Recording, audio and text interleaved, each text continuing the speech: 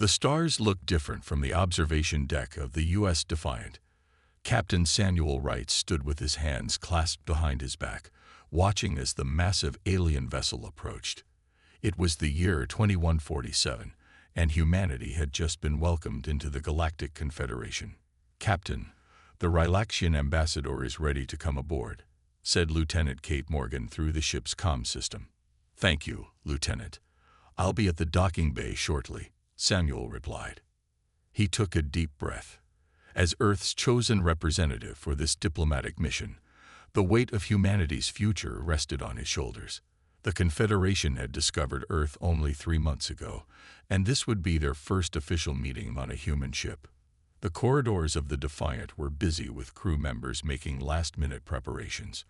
As Samuel walked toward the docking bay, he passed Kate, who was giving instructions to her engineering team. "Captain," she nodded respectfully. "We've doubled the backup systems for life support, just in case." Samuel smiled. Kate's tendency to install extra redundancies and backup systems was well known on the ship. "The aliens already think our ship designs are strange, Lieutenant. Let's try not to give them more reasons." Kate's eyes sparkled with defiance. "Better strange than sorry, sir." The docking bay doors slid open to reveal Ambassador Zixtar and his delegation. The Rylaxians were tall, blue-skinned beings with 4 arms and large, wise eyes. Behind them stood representatives from 3 other alien species, all regarding the human ship with barely disguised curiosity. "Welcome aboard the U.S. Defiant," Samuel said, extending his hand in greeting. Zixtar looked at the hand for a moment before extending one of his upper limbs. "Captain Wright, I am honored to be aboard a human vessel. Your people's approach to shipbuilding is fascinating." Samuel led the delegation on a tour of the ship. The aliens stopped frequently, pointing at various systems and whispering among themselves. "You have 3 separate navigation systems?" asked a reptilian alien named Cresta. "Why waste resources on triple redundancy?" "We've found that backups for our backups tend to save lives," Samuel explained. "And these manual override controls." Zixtar pointed to a panel beside an automatic door. "Your AI systems are quite capable. Why would you need these?" Kate, who had joined the tour, stepped forward.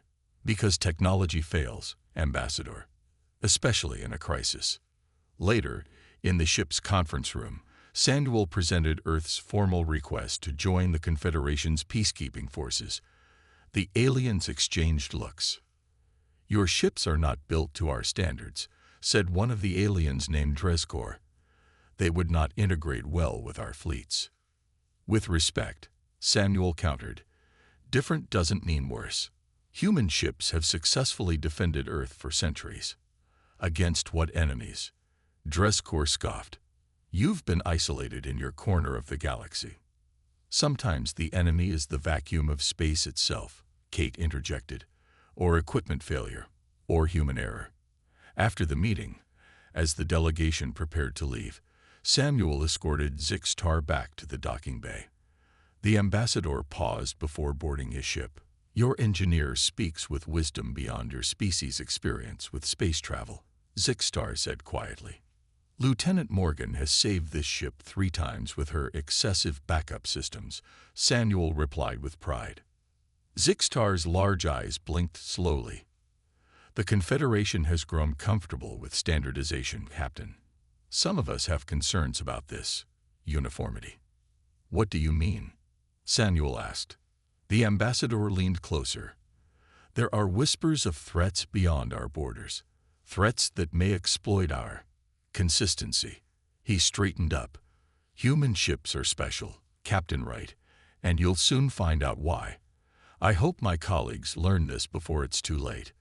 With those cryptic words, Zixtar boarded his vessel, leaving Samuel staring after him with a mixture of confusion and concern.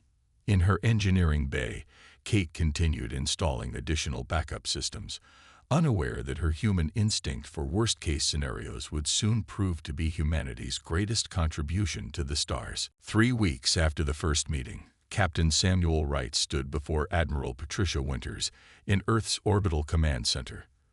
The large view screen behind her showed 5 human ships docked and ready for departure. "The Confederation has officially invited us to join their peacekeeping mission," Admiral Winters said, sliding a tablet across her desk. "You'll lead our fleet." Samuel reviewed the details on the screen. 5 ships against potential threats to the entire galaxy. "That's not much. It's symbolic," the Admiral replied. "Most species only send 1 or 2 vessels. The Confederation doesn't expect actual combat. These are peacekeeping missions, not war." Samuel wasn't convinced. Ambassador Zixtar's warning still echoed in his mind. Later that day, aboard the U.S. Defiant, Chief Science Officer Alan Peterson studied the technical specifications the Confederation had shared. "Captain, look at this," Alan said when Samuel entered the lab. "Every alien ship in the Confederation fleet uses nearly identical technology. Their engines, weapons, shields, all standardized across species."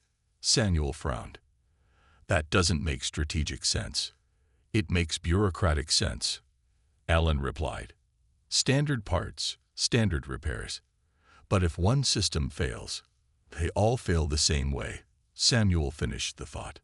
In the communications hub, Specialist Olivia Martinez removed her headset with a troubled expression. "Something odd, Specialist?" Samuel asked, noticing her concern. "Yes, sir. I've been monitoring Confederation frequencies as requested. There are transmissions between certain ships that don't follow standard protocols. They're hidden in the regular communication noise. Can you decode them?" She shook her head. "Not yet, but they increased after we agreed to join the mission." Samuel made a note to inform Admiral Winters. Something didn't feel right. In engineering, Lieutenant Kate Morgan supervised as her team installed additional systems. "The pulse dampeners are installed, Lieutenant," Engineer John Garcia reported. "The aliens will never know they're there." "Good," Kate replied. "What about the manual navigation backups?" "Finished yesterday. We can fly this ship without a single computer if needed." An alien observer named Grell stood nearby, watching with obvious confusion. He was part of the Confederation's liaison team. "These modifications are not in the approved designs," Grell noted, his translator making his voice sound flat. "Why do you waste resources on systems that serve the same function?" John exchanged looks with Kate before answering. "Because on Earth, we have a saying, 2 is 1, and 1 is none." "Inefficient," Grell said, making notes on his device. "Your energy consumption is 23% higher than our standard vessels." "We'll manage," Kate said with a smile that didn't reach her eyes. The night before departure, Samuel called his senior officers for a final briefing. "The U.S. Defiant will lead our small fleet," he told them. "The U.S. Valiant, Courageous, Intrepid, and Resolute will follow in formation. Commander William Carter on the Intrepid will be my second in command." "Sir," Alan said, "I've analyzed all the data we have on Confederation ship designs. They're beautiful, efficient machines when everything works perfectly." "And when things go wrong?" Samuel asked. "They go catastrophically wrong. No backups, minimal redundancy. Their systems are so integrated that one failure can cascade through the entire ship."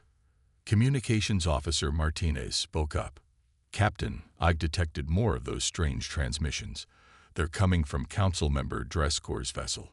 Samuel remembered the alien who had questioned human ship designs during their first meeting.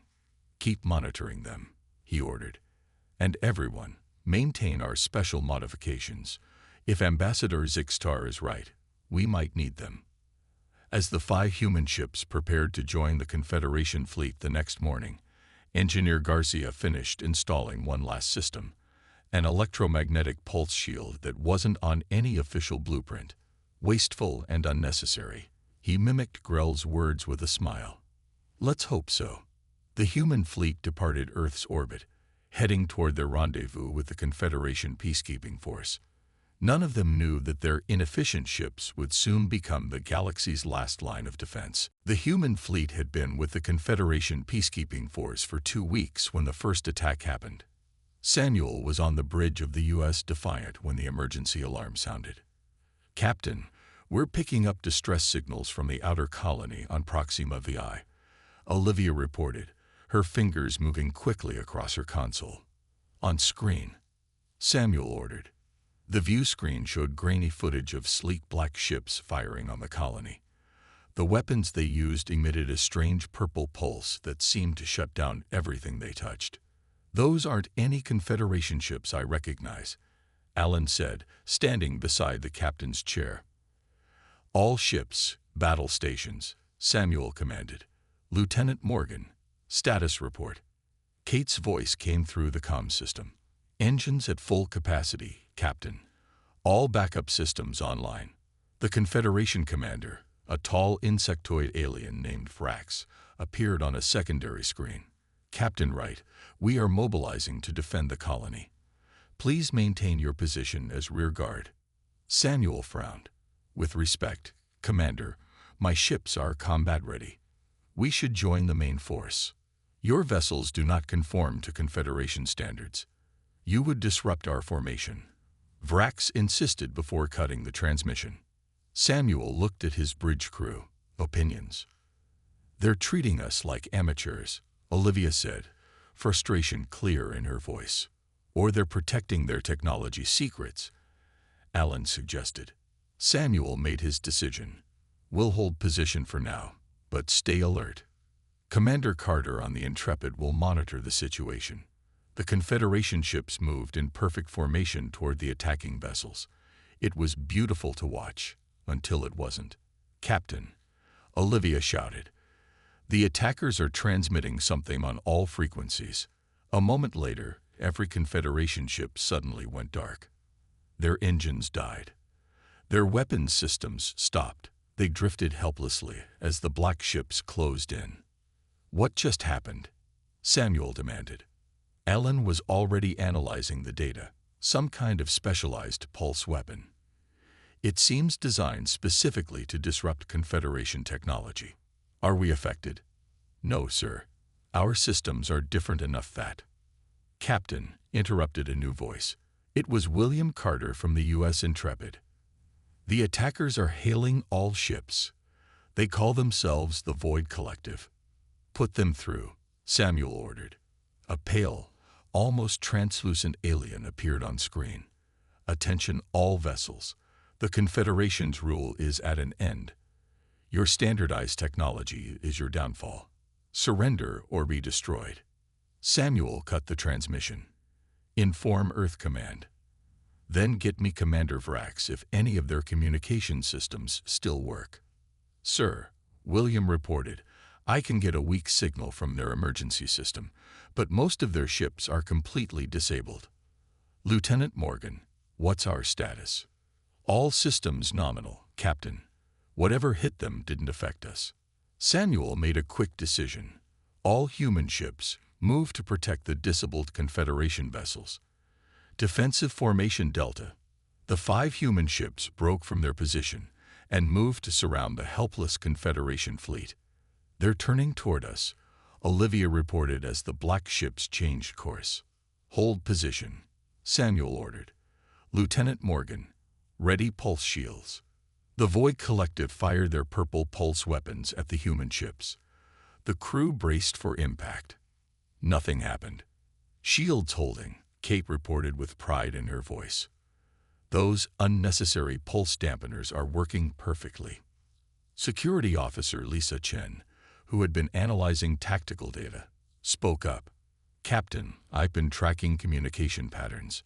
Some of these attack signatures match the hidden transmissions we detected earlier." "You mean this attack was coordinated with someone inside the Confederation?" Samuel asked. "Yes, sir. And the source was Council Member Drescour's ship." Samuel's expression hardened. "So that's why they wanted us to stay back. Not because our ships would disrupt their formation, but because we might survive when theirs didn't," Alan finished. As the Void Collective prepared for another attack, The human fleet stood as the only functioning ships in the entire peacekeeping force.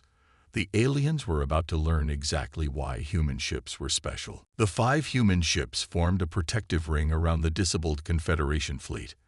On the bridge of the U.S. Defiant, Captain Samuel Wright watched as the Void Collective ships circled like predators. "They're trying to find a weak spot in our formation," Allen observed. Samuel nodded. "They didn't expect us to be operational. That gives us an advantage, but not for long." A weak transmission came through from Commander Vrax's ship. The insectoid alien's image flickered on screen. "Captain Wright." Vrax's voice crackled. "How are your vessels still functioning?" "That's a long story, Commander. Right now, we need to focus on defense and getting your ships operational again." Samuel turned to his crew. "Lieutenant Morgan, can you get a team to Vrax's ship to help restore basic systems?" "Yes, sir," Kate replied over the comm. "We'll need to use the shuttle since their docking systems are offline." "Make it happen. And send Engineer Garcia to check their pulse weapon defenses." As Kate assembled her team, Samuel contacted the other human ships. "All captains, maintain defensive positions. Commander Carter, keep the Intrepid on high alert. We need to buy time while we get some of their ships back online." In the shuttle bay, Kate briefed her engineering team. "We're dealing with completely different technology. Our goal is to restore basic life support and defensive capabilities." John Garcia checked his equipment bag. "I've brought manual bypass circuits. If their systems are as integrated as we think, we'll need to create workarounds." Their shuttle launched toward Commander Vrax's flagship. Through the viewport, they could see the disabled Confederation ships drifting silently. It was eerily quiet. On the bridge of the U.S. Intrepid, Commander William Carter monitored the Void Collective's movements. "They're regrouping, Captain Wright," he reported. "I think they're preparing for another attack." Samuel's mind raced. They were outnumbered, but the enemy didn't know the full capabilities of human ships. "Dr. Elizabeth Foster, what have you learned about their weapons?" Samuel asked the chief medical officer who had been analyzing the pulse technology. "The energy signature is remarkably similar to Confederation technology, just reversed. It's like someone took their systems and created the perfect counter." "An inside job," Samuel muttered. "Lisa, any update on Drescor's involvement?" Security Officer Lisa Chen nodded grimly. His ship transmitted coded messages to unknown coordinates just before the attack, and his vessel was the first to lose power. Too perfectly timed. Meanwhile, Kate's team had boarded Commander Vrax's ship. The alien crew watched in amazement as the humans worked with physical tools instead of relying on automated systems. "You can operate without AI assistance?" Vrax asked as Kate manually rewired a control panel. "Humans have been fixing things by hand since we invented the wheel," Kate replied. "We never fully trusted computers to do everything." As she worked, Kate explained human ship design philosophy. "Our history is full of wars and disasters. We learned to build redundancy into everything." "Inefficient," one of Vrax's officers commented. "Survival isn't always efficient," John replied as he installed a manual bypass. "Human ships can function at 40% capacity, even after suffering 80% system damage." Commander Vrax's compound eyes widened. "This explains much. The Confederation embraced uniformity because it seemed logical. We standardized everything for maximum efficiency, creating a single point of failure," Kate noted. Back on the Defiant, Samuel received a transmission from a new ship entering the area. The screen showed Ambassador Zixtar. "Captain Wright, it seems my warning came too late," the ambassador said. "The Void Collective has been planning this attack for years. And Council member Drescor helped them," Samuel added. Zixtar nodded sadly. "He advocated for complete standardization of our fleet. Now I understand why. Ambassador, the Confederation Council needs to understand something," Samuel said firmly. "Those inefficient redundancies in human ships, they're the only thing keeping your fleet alive right now." As if to emphasize his point, Kate's voice came through the comm. Captain, we've restored basic power to Commander Vrax's ship. Their life support is stable, and we're working on defenses next. For the first time, the aliens truly understood what Six-Tar had meant. Human ships were special because they were built to survive when everything went wrong. 2 days after the initial attack, Captain Samuel Wright gathered with representatives from both the human fleet and the partially restored Confederation ships. They met in the conference room of the U.S. Defiant, which had become their command center.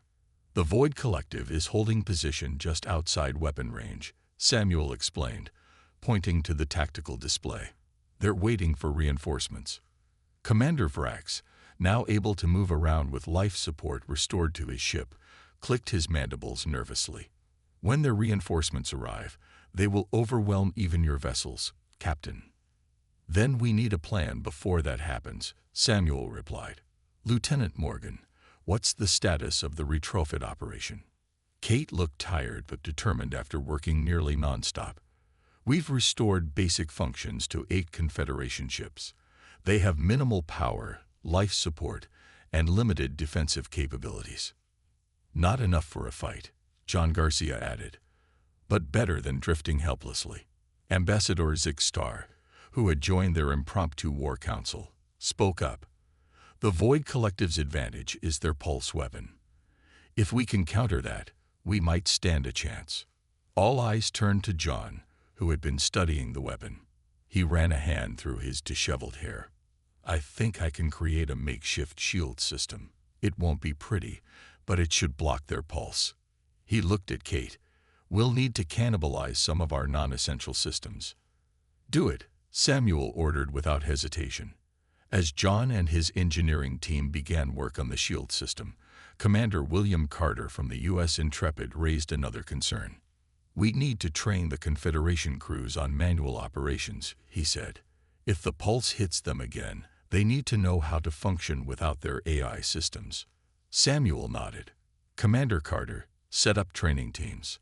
Focus on essential functions only: navigation, weapons, and communications. The alien crews proved to be quick learners, though many were baffled by the concept of manual overrides. They had relied on automated systems for so long that operating ships without them seemed almost primitive. Why use physical switches when thought commands are more efficient? Asked a puzzled Rylaxian engineer as Carter showed him how to manually reroute power. Because thoughts can't flow through fried circuits, Carter explained patiently. But hands can still flip switches. Meanwhile, Security Officer Lisa Chen had been working with Dr. Elizabeth Foster to analyze the Void Collective's communications. They called Samuel to the science lab with urgent news. Captain, we've decoded more of their transmissions, Lisa reported. They're not just targeting the ships, they're after the Confederation's central database. Elizabeth pulled up a star chart. Their reinforcements are coming from this direction, but a smaller force is heading toward the Confederation capital. Samuel immediately understood the danger. If they get the central database, they'll have access to every piece of standardized technology in Confederation space. They could shut down everything, Lisa confirmed. Ships, colonies, stations, all at once. Samuel called an emergency meeting with Ambassador Six-Tar and Commander Vrax. As they discussed this new threat, John burst in with news. Captain, we've finished the first shield prototype, he announced. We can start installing it on the Confederation ships immediately. How many can you equip? Samuel asked. With current materials, maybe 15 ships, not enough for the whole fleet. Six-Tar stepped forward. Perhaps we need not shield everyone. If we can create a strike force, your 5 ships plus our fastest vessels fitted with your shields, we could intercept the force heading for the capital. For a moment, the room fell silent as they considered this plan. Samuel looked at the worried faces around him, human and alien alike. It's a risk, Commander Vrax admitted, but Captain Wright has shown us that sometimes unorthodox methods are necessary for survival. Samuel nodded, surprised by the change in the once rigid commander. We'll need volunteers from both fleets. This mission will be dangerous. I believe you will find every Confederation crew eager to learn your human ways of adaptation, Zixtar said with unexpected emotion in his voice. We have been humbled, Captain, but thanks to your special ships, we are not defeated. As they began preparations for their desperate counterstrike, Samuel realized that the greatest strength of human ships wasn't just their redundant systems. It was the resourceful, adaptable crews who operated them. As preparations for the strike mission continued, Lieutenant Ryan Cooper, the data analyst on the U.S. Defiant, made a discovery that changed everything. He had been reviewing communication logs from the past 3 months when a pattern emerged. Captain, you need to see this, Ryan said, gesturing to his screen when Samuel entered the data lab. Samuel looked at the complex web of transmissions displayed on the monitor. What am I looking at, Lieutenant? Every standardization protocol update from the past year, Ryan explained. They all trace back to one source, Council Member Dreskor's office. We already suspected his involvement, Samuel noted. Yes, but look deeper. Ryan highlighted specific sections of code. Each update contained hidden fragments that, when combined, created a backdoor in every ship's operating system. Samuel's eyes widened as he understood. He wasn't just helping the Void Collective. He designed their weapon. Ryan nodded grimly. Every ship that applied the standard updates essentially installed their own kill switch. The implications were enormous. Samuel immediately called Ambassador Zixtar, Commander Vrax, and his senior officers to a secure briefing. Dreskor has been working with the Void Collective for at least a year, Samuel explained after Ryan presented his findings. Each standardization update weakened your defenses. The aliens reacted with shock and anger. Commander Vrax's mandibles clicked rapidly in distress. But why? Asked a Rylaxian officer. Dreskor was respected throughout the Confederation. Ambassador Zixtar's large eyes dimmed slightly. Power. The Void Collective promised him control over the new order they would establish. There's more, Ryan said, bringing up new data. I cross-referenced the communication patterns with known Void Collective frequencies. There are at least 7 other high-ranking officials involved. The room fell silent as the scope of the betrayal became clear. A conspiracy this large, Commander Vrax began, his voice faltering, can still be stopped, Samuel finished firmly. Now that we know how their weapon works, we can better defend against it. Kate, who had been listening quietly, stepped forward. We can do more than defend. We might be able to turn their weapon against them. All eyes turned to her. The pulse targeting the standardized systems works on specific frequencies, she explained. If we can identify those frequencies, we can potentially reflect them back. John Garcia nodded enthusiastically. Like a mirror for their pulse weapon. It's risky, but it could work. How soon can you have a prototype? Samuel asked. 24 hours, if we pull engineers from other projects, Kate replied. Do it, Samuel ordered. While the engineering teams worked on the pulse reflector, Commander Carter continued training alien crews. Many of them had developed a new respect for humans and their seemingly primitive but reliable methods. The manual navigation system is slow, but I can see its value now, admitted a Krell pilot as Carter showed her how to use a physical star chart. Sometimes slow and reliable beats fast and vulnerable, Carter replied with a smile. On the bridge of the U.S. Defiant, Samuel received an urgent transmission from Earth Command. Admiral Winters appeared on screen. Captain Wright, we've received your reports. Reinforcements are on the way, but they won't arrive for at least 5 days. We may not have 5 days, Admiral, Samuel replied honestly. The Void Collective's reinforcements will be here in less than 3. Then you're authorized to take whatever action necessary to protect the Confederation capital. The diplomatic implications are secondary to stopping this threat. After the transmission ended, Samuel stared out at the stars, thinking about the responsibility that now rested on their shoulders. The human fleet had come as diplomatic representatives, and now they were the front line in a war they never expected to fight. Olivia Martinez approached with a datapad. Captain, we've intercepted a message from Dress Corps to the Void Collective. They know we're planning something. Samuel's expression hardened. Then we need to move faster. Tell Lieutenant Morgan and Engineer Garcia to prepare the pulse reflector for immediate testing. We're running out of time. As night fell across the fleet, the true test of human ingenuity was about to begin. The special nature of human ships would soon be demonstrated in ways no one had imagined. The day of confrontation arrived sooner than anyone expected. Samuel stood on the bridge of the U.S. Defiant as the sensors detected a large fleet of Void Collective ships entering the Sigma Nebula. 37 vessels, Olivia reported, her voice tense. They've split into two groups.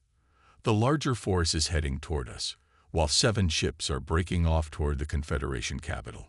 Samuel activated the fleet-wide communication channel. All ships, this is Captain Wright. The moment we've prepared for is here. Remember your training and trust your instincts. The strike force they had assembled consisted of the 5 human ships plus 12 retrofitted Confederation vessels equipped with John's pulse shields and Kate's new reflector technology. Not all of the alien ships had human crews aboard, but each had at least one human advisor to help with manual operations if systems failed. Are we really ready for this? Commander Vrax asked, standing beside Samuel on the bridge. No one is ever ready for battle, Samuel replied honestly. But we have something they don't expect: creativity. Samuel turned to his tactical officer. Put the Thermopyla Gambit on screen. A complex flight pattern appeared on the main display. When Ambassador Zixtar saw it, his large eyes blinked in confusion. This formation is illogical, the ambassador said. It leaves gaps in your defensive line. Those aren't gaps, Samuel explained with a grim smile. They're traps. The human fleet moved into position as the Void Collective approached. From the outside, the formation appeared chaotic and disorganized. Nothing like the perfect mathematical precision of standard Confederation tactics. The enemy is in range, Olivia announced. They're transmitting the pulse signal. Hold position, Samuel ordered calmly. Let them think it's working. Several of the retrofitted Confederation ships deliberately dimmed their external lights, pretending to be affected by the pulse weapon. The Void Collective ships pushed forward, moving into the apparent gaps in the formation. They've taken the bait, William Carter reported from the U.S. Intrepid. Moving to Phase 2. All ships with reflector technology, activate on my mark, Samuel commanded. 3, 2, 1, mark. Across the battlefield, Kate's pulse reflectors came to life. The invisible energy from the Void Collective's weapons bounced back toward their own ships. For a moment, nothing seemed to happen. Then, one by one, the enemy vessels began to lose power. It's working, John shouted from engineering. Their own pulse is disabling their ships. But the victory was short-lived. The Void Collective quickly adapted, shutting down their pulse weapons and switching to conventional attacks. Evasive maneuvers, Samuel ordered as energy blasts streaked toward the Defiant. The ship shuddered as a blast grazed their shields. The battle erupted into chaos. Unlike the precisely choreographed space battles the Confederation was used to, this was wild and unpredictable. The human ships darted and weaved in patterns that seemed random but were carefully designed to confuse enemy targeting systems. In engineering, Kate worked frantically to maintain shield integrity. Captain, shields at 60%. We can't take much more of this. We don't need to, Samuel replied.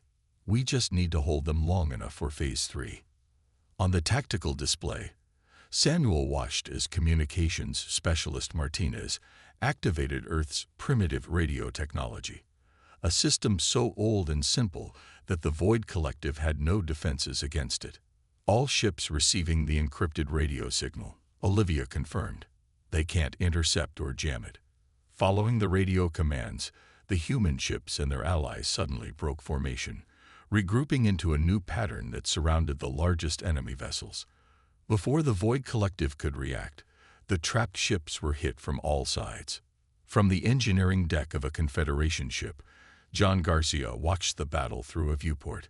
He had been teaching the alien engineers how to manually bypass damaged systems when the tide began to turn. That, he said to his wide-eyed alien colleagues, is why human ships are special. We don't fight by the book. We throw the book away and do what works.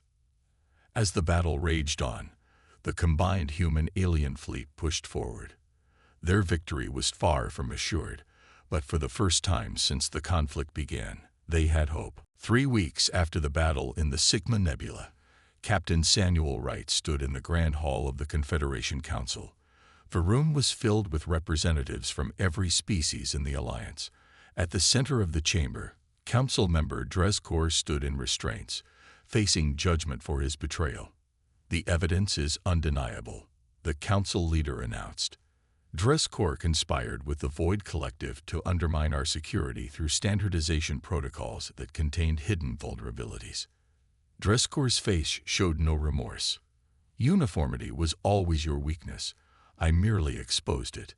The Council leader turned to Samuel. Captain Wright, the Confederation owes you and your crew a debt we cannot repay. Your unusual ships saved us all. Samuel nodded respectfully. We didn't act alone. Many brave Confederation crew members fought alongside us. Nevertheless, the Council leader continued, this incident has revealed a critical flaw in our approach to galactic security.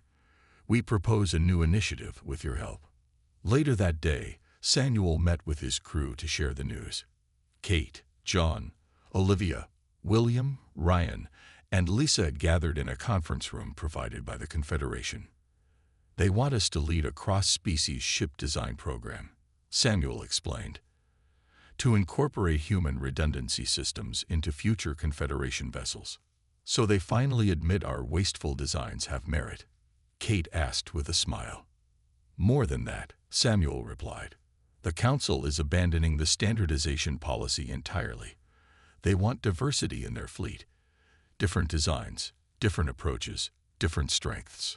John leaned back in his chair. It only took nearly losing everything for them to see the point. Ambassador Zixtar joined them, looking pleased. Captain, your Lieutenant Morgan has been invited to become an instructor at the Galactic Academy of Engineering. Several other humans will also be offered teaching positions. Sharing knowledge goes both ways, Samuel pointed out. We have much to learn from Confederation technology too. Indeed, Zixtar agreed, but perhaps with better fail-safes this time. 6 months later, the first new ship class rolled out of the Confederation shipyards. It combined the elegant efficiency of alien design with the sturdy redundancy of human engineering. Kate Morgan stood proudly on the observation deck as the vessel performed its first flight tests. What do you think? Samuel asked, joining her at the viewport. It's beautiful, Kate admitted. Not as rugged as our ships, but it could survive a catastrophic system failure now. Across the Confederation, the changes continued. Manual override controls became standard features on all vessels. Training programs now included emergency protocols that didn't rely on AI assistance. Engineers were encouraged to think beyond efficiency to consider resilience. On the final day of Samuel's diplomatic mission, before the human fleet prepared to return to Earth, the Confederation Council held a ceremony. Each human crew member received the highest honor the Confederation could bestow. You came as visitors and became saviors, the Council leader declared. The phrase, human ships are special, has entered our language as an expression of highest praise for innovative design. As the ceremony concluded, Samuel noticed a group of young alien cadets touring the U.S. Defiant. Their instructor, a Relaxian engineer who had fought alongside them, was explaining something to the wide-eyed students. Samuel moved closer to listen. Remember what they say about human ships, the instructor was saying. They're special, and now we all know why. They teach us that true strength lies not in perfect efficiency, but in the ability to adapt and survive when everything goes wrong. The cadets nodded solemnly, absorbing the lesson. Later, as Samuel prepared the Defiant for the journey home, Ambassador Zixtar came to say goodbye. You know, the ambassador said thoughtfully. When I first cautioned my colleagues about human ships being special, even I didn't fully understand what that meant. And now? Samuel asked. Zixtar's large eyes crinkled in what Samuel had come to recognize as a smile. Now I understand it wasn't just about your ships. It was about the humans who built them. People who prepare for disaster even in times of peace, who value survival over efficiency, and who never stop finding new solutions to old problems. As the human fleet departed for Earth, they left behind more than just engineering principles. They had given the Confederation something far more valuable. A new way of thinking that might just ensure their survival for generations to come.